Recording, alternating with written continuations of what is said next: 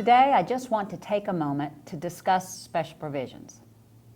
As you are constantly reminded, nothing should be written in the special provisions clause of the contract other than business details or factual statements. Any provision that creates a legal obligation or right of the parties should be drafted by an attorney that is retained by the party wanting the provision. Having said that, we are all aware that sometimes a client insists on inserting something in the special provisions clause of the contract that they think is not otherwise or adequately addressed in the contract or promulgated addenda. So other than being accused of practicing law without a license, my problem with you helping your client draft a special provisions is that most special provisions fall into one of three categories.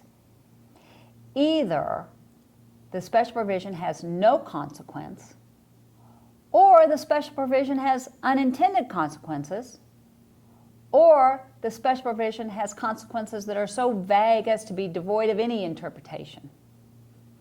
I'll give you some examples. On a cash sale, special provision reads, property must appraise for the sales price. Or what? The consequences are absent or so vague as to be devoid of interpretation.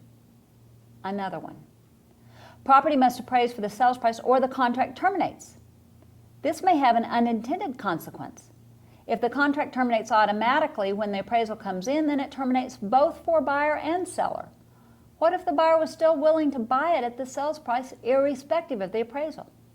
The contract had already terminated. Another. Property must appraise for the sales price or buyer may terminate the contract. Appraisal will be done within 14 days. Question, what happens if the appraisal is done in 14 days and is less than the sales price? Clearly, the seller was hoping to know if the seller was going to accept the contract or not within those 14 days. But does that provision require the buyer to give notice to the seller within 14 days, or could he wait till closing? Most recently, I was asked by a buyer's agent about a special provision a seller wrote in a contingency contract. The seller crossed out the kick-out clause of the sale of other property addendum and instead wrote that the contract will terminate if buyer doesn't have a contract on their other home by a certain date. However, the contingency for the sale still ran all the way to the closing date. My question of the buyer's agent was, what if the buyer does get a contract but then the contract falls through? Did the seller really intend not to have the right to require the buyer to waive the contingency? In my opinion, the seller made the contract more favorable for the buyer. If that was the seller's intent, okay, but I don't think so. My advice to you, if you have to write a special provision, please think of the consequences should the special provision not be met, and then make sure the consequences are spelled out in the provision. That will help clarify the intent of the parties and avoid disagreements as to interpretation. I hope this video provides good advice you can use in your business.